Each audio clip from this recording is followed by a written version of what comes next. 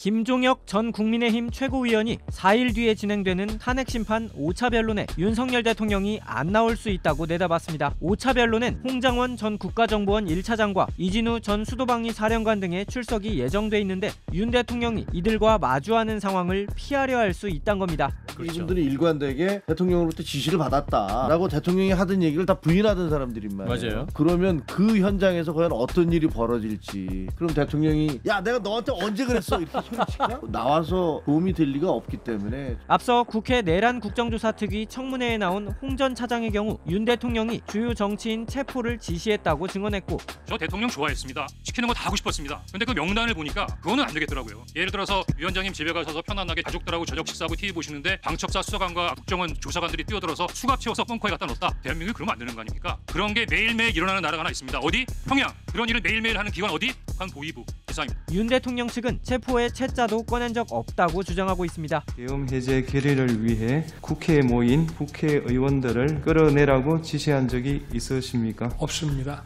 이를 두고 김 전 최고위원은 혼자서 아니라고 할 때 얼굴 표정이나 태도에서 누가 진실을 얘기하는지 드러날 거라며 나와서 도움이 될 리가 없기 때문에 안 나올 수 있다는 생각이 든다고 설명했습니다.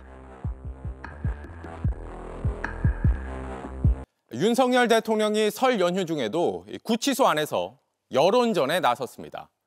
정치인을 끌어내려 시도라도 한 적이 있었냐? 오늘 변호인단을 통해 이렇게 전하면서 또다시 자신의 방어 논리를 재무장했습니다. 이게 거짓이라고 반박할 증인들, 윤 대통령에게서 직접 국회의원들을 끌어내란 지시를 받았던 내란 가담자들이 연휴가 끝난 뒤 탄핵 심판에 증인으로 나서는 상황을 대비한 걸로 보입니다. 윤 대통령은 또 청년들을 콕 집어 언급하고 김건희 여사에 대한 걱정도 밝히는 식으로 지지층을 향해 결집을 호소하기도 했습니다. 윤 대통령의 옥중 메시지 먼저 강버들 기자가 전해드립니다. 윤석열 대통령은 오늘 구치소에서 석동현 변호사 등 변호인들을 접견했습니다. 그리고 석 변호사를 통해 거대 야당이 지배하는 국회 독재 때문에 나라가 위기라는 걸 알리기 위해 헌법상 권한으로 계엄을 선포했다고 했습니다. 그러면서 인명사고가 단 한 건이라도 있었느냐, 정치인들 단 한 명이라도 체포하거나 끌어낸 적 있느냐, 이게 어떻게 내란이 될 수 있냐고도 했습니다. 기존 주장을 다시 되풀이한 겁니다. 주권자인 국민에게 호소해서 엄정한 감시와 비판을 해달라는 것이지 야당에 대한 경고가 먹힐 거면 이런 비상계엄을 할 필요가 없습니다. 또 계엄을 오래 유지할 생각도 없었다며 계엄 상태에서 행정사법을 운영할 정치 프로그램도 준비한 적 없지 않냐고 했습니다. 국회의 해제 요구에 따라 바로 해제를 했다고도 강조했습니다.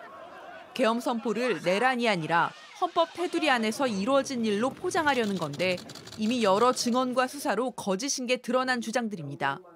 대통령께서 비화폰으로 제게 직접 전화를 하셨습니다. 의결 정족수가 아직 다 안 채워진 것 같다. 저한테도 야 국회의원들 끌어내는데 가능하겠냐 이렇게 물어봤었습니다. JTBC 강버들입니다. 헌법재판소는 다음 주 월요일 오후 2시 마은혁 헌법재판관 후보자 사건의 결론을 내립니다. 최상목 대통령 권한대행이 국회 추천 몫인 마 후보자를 임명하지 않은 것이 위헌인지 판단하는 겁니다. 최 대행 측은 헌재에서 설득력 있는 답변을 내놓지 못했다는 평가를 받습니다.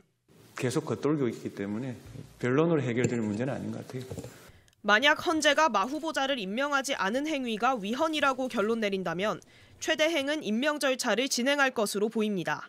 마 후보자가 임명되면 헌재는 구인 완전체가 구성돼 탄핵 심판의 정당성이 한층 더 높아집니다. 하루 뒤인 다음 달 4일에는 연휴 동안 숨고르기를 했던 윤석열 대통령의 탄핵 심판이 재개됩니다. 이진우 전 수도방위 사령관부터 여인형 전 방첩사령관, 홍장원 전 국정원 1차장까지 이날 하루 증인대에 서는 사람만 3명입니다. 계엄군의 국회 진입과 정치인 체포 시도를 놓고 윤 대통령의 지시 여부를 집중적으로 다룹니다. 특히 홍 전 차장이 국회에 이어 심판정에서도 폭로를 이어갈지 주목됩니다. 이번에 다 잡아들여서 싹 다 정리해라라고 말씀하셨습니다. 박접사에 자금이면 자금, 인원이면 인원, 무조건 지원해라고 말씀하셨습니다. 이틀 뒤인 다음 달 6일에도 3명이 증인으로 나옵니다. 김현태 특전사 특수임무단장과 곽종근 전 특수전사령관, 박춘섭 대통령실 경제수석입니다. 검찰은 윤 대통령이 직접 곽 전 사령관에게 문짝을 도끼로 부수고서라도 안으로 들어가서 다 끄집어내라고 지시한 것으로 결론냈습니다. 분명하게 제가 사실이라고 다시 한 번 더 말씀을 드리고 다음 주 핵심 증인 6명을 신문하고 나면 탄핵 심판의 무게추가 어디로 기울지 알 수 있을 것이란 분석이 나옵니다. JTBC 양빈현입니다. 다음 주부터는 이 탄핵 심판에 대통령이 총을 쏴서라도 문을 부수고 들어가라 했다, 싹 다 잡아들이라 했다, 이런 말을 했던 증인들이 줄줄이 신문을 받지 않습니까? 맞습니다. 다음 주 화요일부터는 검찰 특수본에 대통령 관련 진술을 한 군 사령관들이 탄핵 심판 증인으로 나옵니다.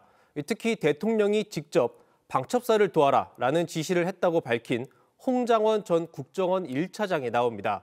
다음 주부터는 노골적인 대통령 지키기를 했던 김용현 전 장관 증인 신문 때와는 전혀 다른 흐름이 펼쳐질 것으로 보입니다. 네. 이 밖에도 이상민 전 행안부 장관이 경찰 조사 때 계엄을 할 상황이 아니었다라고 진술한 것으로 전해지는 등 갈수록 윤 대통령에게 불리한 정황들이 쌓이고 있습니다. 그런 만큼 윤 대통령 측의 헌재 흔들기나 여론전도 더욱 거세질 걸로 보입니다. 여권 인사들은 일단 윤석열 대통령 접견을 통해 보수층 결집을 시도할 것으로 보입니다. 권성동 국민의힘 원내대표는 인간적인 도리로 면회를 하러 가겠다 이렇게 밝혔고, 정진석 대통령 비서실장도 한번 뵈야 되지 않겠냐라고 접견의 뜻을 밝힌 상황입니다. 이 설 연휴 기간 윤 대통령은 변호인 접견을 통해 탄핵 심판과 형사재판 준비를 한 것으로 전해졌는데, 형사재판을 담당할 재판부가 정해지면 보석을 청구하는 방안도 검토 중인 것으로 알려졌습니다. 그렇습니까? 근데 윤 대통령의 지시를 따른 사람들 모두 구속되는 상태인데 우두머리 혐의를 받는 대통령만 나가겠다고 보석을 청구하는 그런 일까지 이어질 수도 있는 거군요. 상황을 좀 봐야겠습니다. 박병현 기자였습니다.